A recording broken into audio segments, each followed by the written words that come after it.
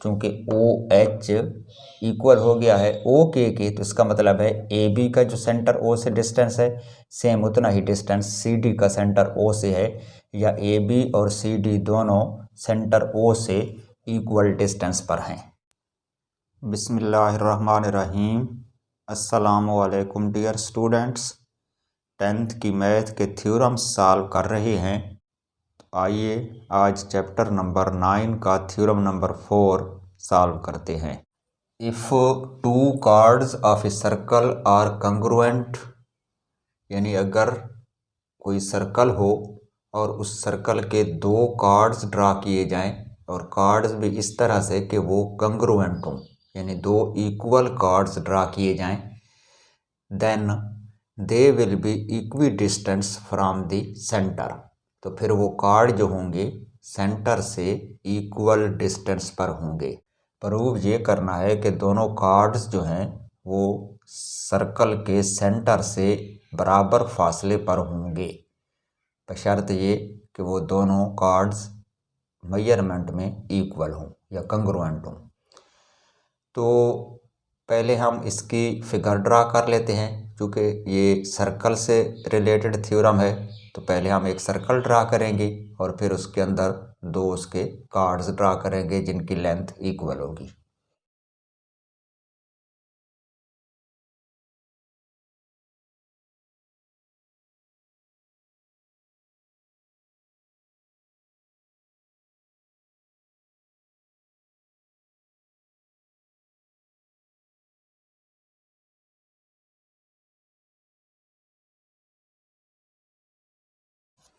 तो ये एक सर्कल है जिसका सेंटर है O और दो कार्ड्स ड्रा कर लेते हैं।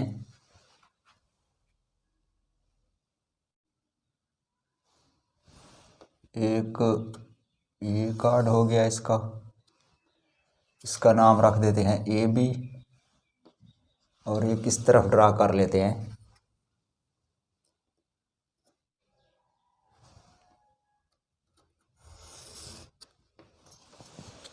ये हो गया C D.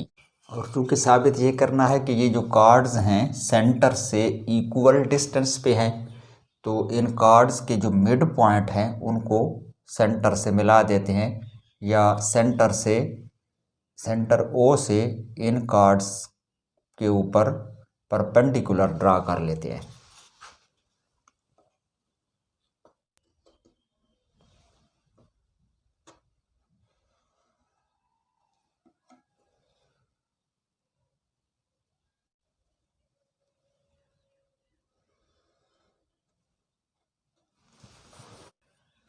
O H perpendicular हो गया है ए बी पर और ओ के परपेंडिकुलर है सी डी पर।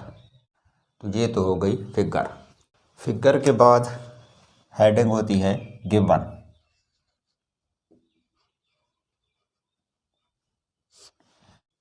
अक्सर थ्योरम्स इफ से स्टार्ट हो रहे होते हैं और उनके दरमियान में देन आता है। तो इफ से लेकर देन तक थ्योरम की स्टेटमेंट का जो हिस्सा है उसमें जो बातें लिखी होती हैं वो लिखनी होती हैं गिवन में, और देन के बाद वाला जो पोर्शन है उसमें जो कुछ लिखा होता है वो टू प्रूव में लिखना होता है, यानी उसको हमने साबित करके देना है। तो इसमें उसने गिवन में हमें ये बताया है कि to chords of a circle. तो हम पहले तो एक सर्कल लिख लेते हैं जिसका सेंटर ओ है, उसके बाद उसके दो कार्ड्स लिखेंगे और वो दोनों कार्ड्स हमने ए बी और सी डी ड्रा किए हैं और कंग्रुएंट भी हैं। तो ये बातें लिखते हैं गिवन में। ये circle with centre at O, A B और सी डी इसके दो कार्ड्स हैं।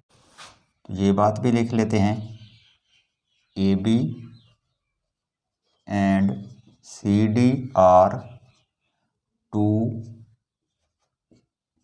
Cards such that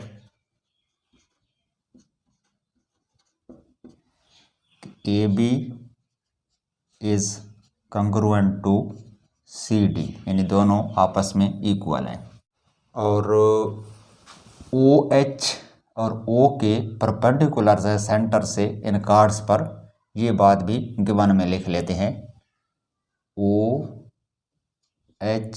is perpendicular over AB and OK is perpendicular over CD. Next heading है to prove.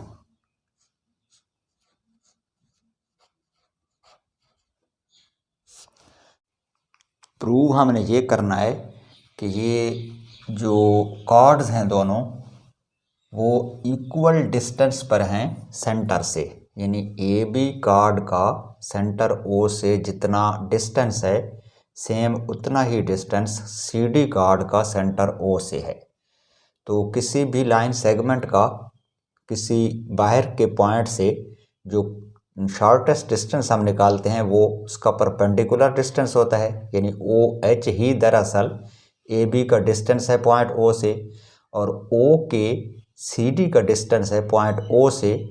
तो हमने दरअसल प्रूव ये करना है कि OH की लेंथ और OK की जो लेंथ है वो आपस में इक्वल है, या यूँ समझ लें कि OH is congruent to OK। ये हमारा टू प्रूव है। तो प्रूव में लिख लेते हैं OH is congruent to OK। Next heading है कंस्ट्रक्शन।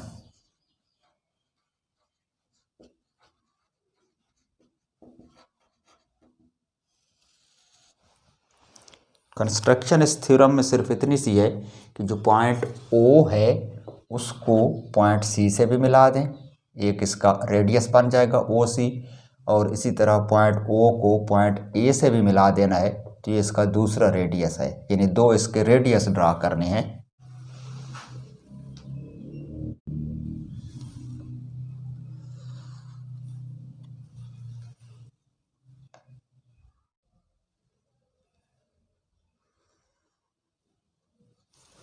तो कंस्ट्रक्शन में क्या लिखेंगे कि जॉइन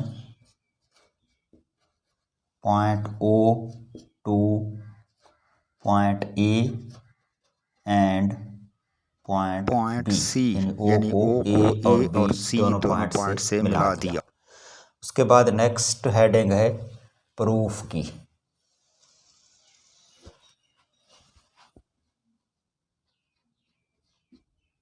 इसके दो कॉलम होते हैं, एक में स्टेटमेंट्स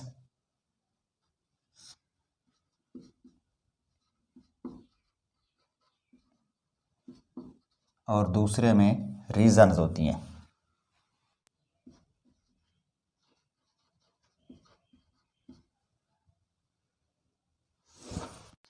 इस थ्योरम में प्रूव हमने ये करना है कि जो दोनों कार्ड्स हैं AB और CD ये सेंटर O से इक्वल डिस्टेंस पर हैं, यानी दोनों का पॉइंट O से जो डिस्टेंस है वो बराबर है।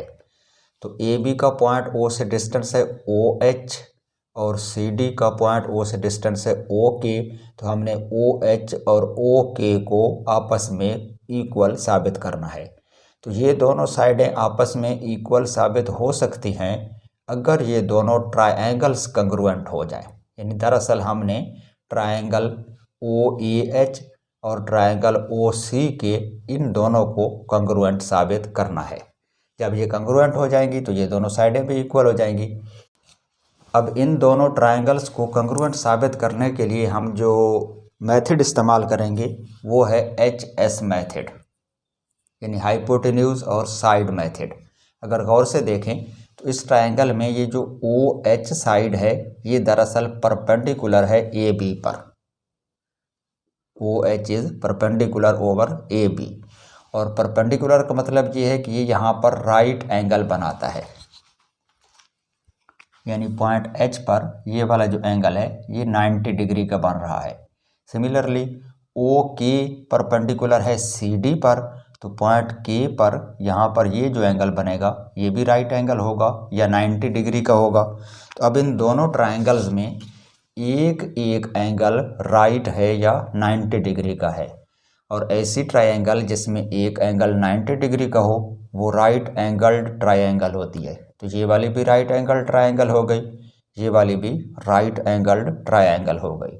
और राइट एंगल ट्रायंगल्स अगर हों दोनों और उनको कंग्रुएंट प्रूफ करना पड़े तो उसका तरीका जो है वो कहलाता है HS मेथड, यानी हाइपोटेन्यूज और साइड मेथड। यानी इसके लिए हमें एक तो इनके हाइपोटेन्यूज को इक्वल साबित करना होगा और हाइपोटेन्यूज के अलावा एक और साइड भी हमें चाहिए कि वो इक्वल हो इन दोनों में। तो अगर इन दोनों ट्रायंगल्स के हाइपोटेन्यूज कंग्रुएंट हो जाएं और उसके अलावा एक और साइड कंग्रुएंट हो जाए तो ये दोनों ट्रायंगल्स आपस में कंग्रुएंट हो जाएंगी, क्योंकि इनमें एक एंगल तो ऑलरेडी 90 का है। तो अब देखें हाइपोटेन्यूज होती है 90 डिग्री वाले एंगल के अपोजिट साइड। तो इस ट्रायंगल के लिए जो हाइपोटेन्यूज है वो OA है और इस ट्रायंगल के लिए जो हाइपोटेन्यूज है वो OC है। और OA दरअसल इस सर्कल का रेडियस है।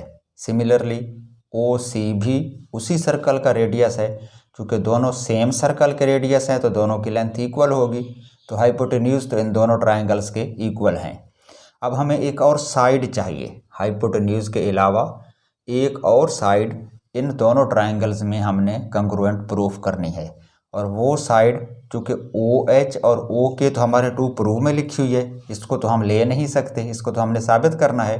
तो इसके अलावा जो दूसरी साइड बचती है वो इस ट्रायंगल में है AH और इस ट्रायंगल में है CK।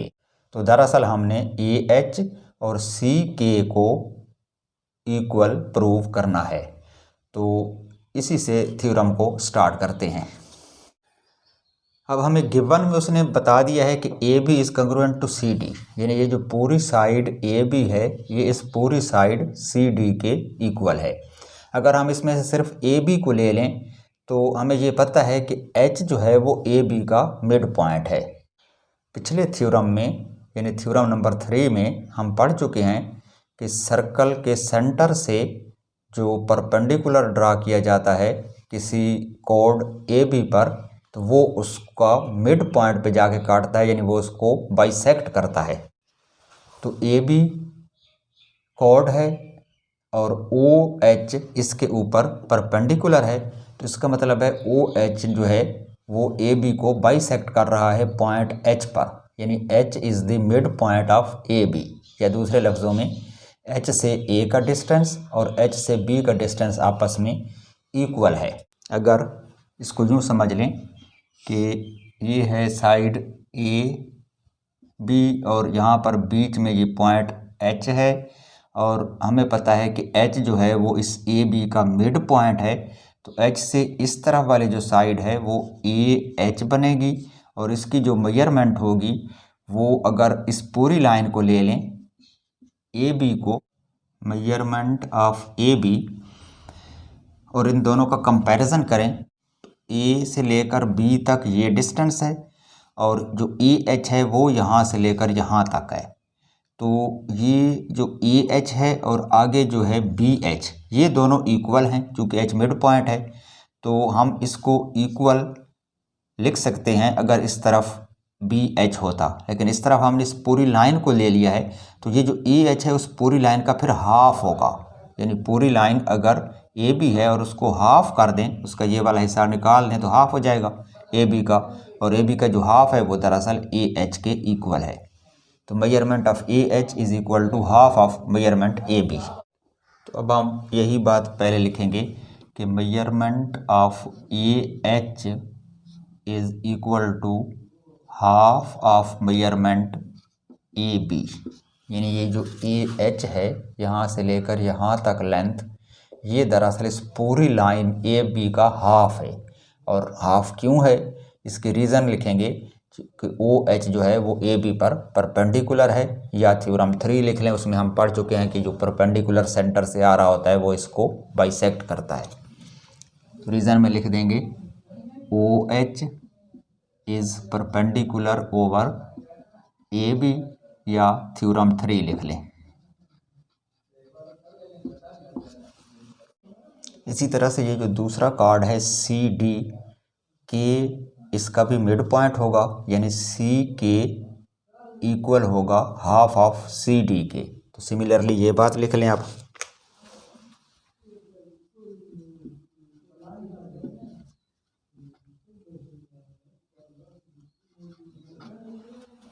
मेजरमेंट सी के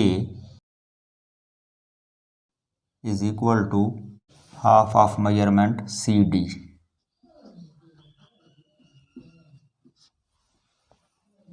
और इसकी रीज़न में लिखेंगे कि ओ के जो है वो परपेंडिकुलर है सी डी पर, या थ्योरम 3। ये हो गया नंबर 1। इसको कर दें नंबर 2। अब गिवन में क्लियर लिखा हुआ है कि जो ए बी कोड है और जो सी डी कोड है ये दोनों आपस में कंग्रुएंट है, यानी A B is congruent to C D. ये बात लिख लेते हैं आप। A B is congruent to C D, और इसकी रीज़न लिख दें गिवन। इसको कर देते हैं नंबर 3। अच्छा, अब इन तीनों पॉइंट्स पर गौर करें तो हमने ये प्रूव कर लिया है कि जो ए एच है वो ए बी का हाफ है, जो सी के है वो सी डी का हाफ है, और ए बी और सी डी ये दोनों आपस में कंग्रुएंट हैं, यानी ए बी और सी डी आपस में बिल्कुल इक्वल हैं। तो फिर लाजमी बात है जो इसका हाफ है और जो इसका हाफ है वो दोनों भी आपस में इक्वल होंगे। यानी अगर ए बी इक्वल है सी डी के तो ए एच जो कि इस पूरी ए बी का हाफ साइड है वो सी के भी इक्वल होगा, जो कि सी के इस पूरी सी डी की हाफ है। तो A H is congruent to C K, ये बात अब लिख लें।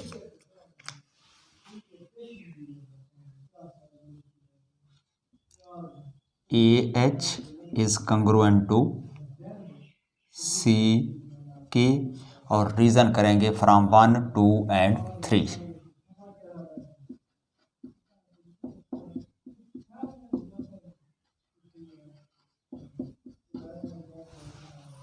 अब ये साबित हो गया कि इस ट्रायंगल की एक साइड ए एच इस ट्रायंगल की एक साइड सी के कंग्रुएंट है। तो अब हम आसानी से इन दो ट्रायंगल्स को कंग्रुएंट प्रूव कर सकते हैं। तो अब इन दोनों ट्रायंगल्स की कॉरेस्पॉन्डेंस ले लेते हैं। इन ट्रायंगल ओ ए एच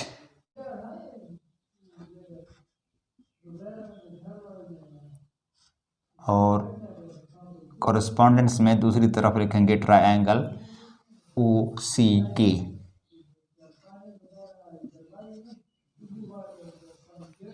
इसमें एक तो यही चीज़ लिख लेते हैं कि ओ ए एच ट्रायंगल, यानी ओ ए एच ट्रायंगल की एक साइड है A H which is congruent to C K, और सी के जो है ये दूसरी ट्रायंगल की साइड है। और रीज़न में लिखेंगे प्रूव्ड, चूँकि इसको हम ऊपर पहले प्रूव कर चुके हैं।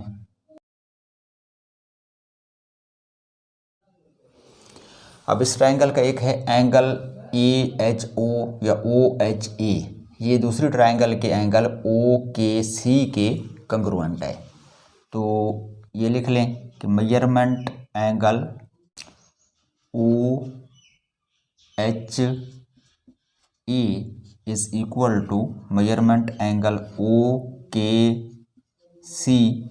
और ये दोनों एंगल्स क्यों इक्वल हैं? चूँकि ये दोनों राइट एंगल हैं, और राइट एंगल इसलिए है कि ओ एच परपेंडिकुलर था ए बी पर और ओ के परपेंडिकुलर था सी डी पर। तो ये दोनों चीज़ें हमने चूँकि गिवन में लिखी हुई हैं, तो इसके रीज़न में आप गिवन भी लिख सकते हैं, या ये बात लिख लें कि O H is perpendicular over A B and O K is perpendicular over C D, so these two angles are equal. और चूँकि परपेंडिकुलर है तो ये राइट एंगल होंगे, यानी this is equal to, both are equal to 90 degree. यानी measurement जो angle O H है वो इक्वल है ओ के सी के, O H A is equal to O K C, और दोनों 90 डिग्री के भी हैं, तो इक्वल टू 90 डिग्री लिखकर और फिर आगे रीज़न में लिखेंगे कि ये परपेंडिकुलर्स थे। और दूसरी साइड है इन राइट एंगल्स के जो अपोजिट हाइपोटेन्यूज था। इस ट्राइंगल का हाइपोटेन्यूज OA है और इस ट्राइंगल का हाइपोटेन्यूज OC है, तो ये भी कंग्रुएंट है। OA is congruent to OC, और ये दोनों क्यों इक्वल हैं? क्योंकि ये दोनों रेडियस हैं सेम सर्कल के। तो रीजन में लिखेंगे radii of the same circle.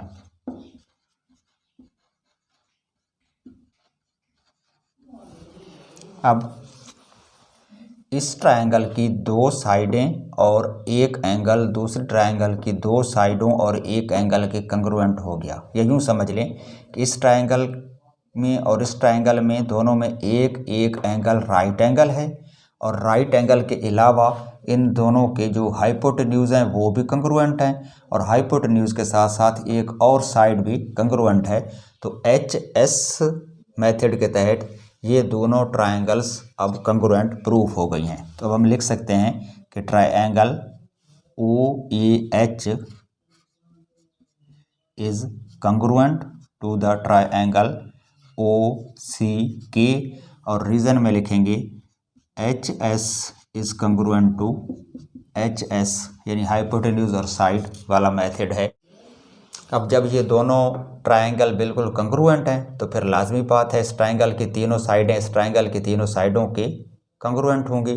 तो इस ट्रायंगल की जो साइड OH है वो इस ट्रायंगल की साइड OK के इक्वल होगी। तो अब यही बात लिख लें कि जो OH है वो कंग्रुएंट है OK के, और रीजन में क्या लिखेंगे कि these are the corresponding sides of congruent triangles. तो रीजन में लिख लें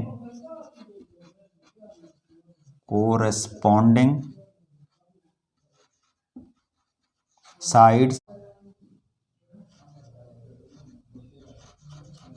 of congruent triangles।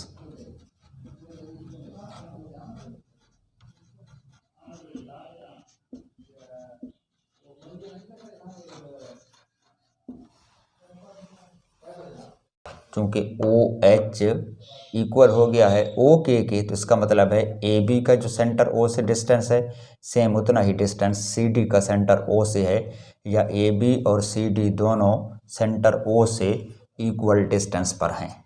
तो यही हमारा टू प्रूफ था कि OH is congruent to OK। तो वहाँ तक हम पहुँच चुके हैं। तो यहाँ पर हमारा ये थ्योरम मुकम्मल हुआ।